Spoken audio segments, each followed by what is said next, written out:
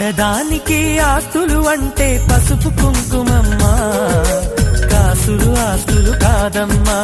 5 జన్మల బంధం అంటే 5వ తనమమ్మా, చేజారిందో చెంతకు రాదమ్మా.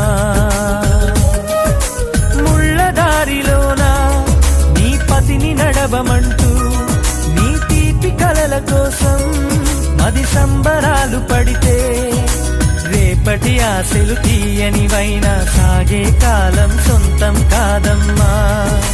రేపటి ఆశలు తీయనివైనా సాగే కాలం సొంతం కాదమ్మా.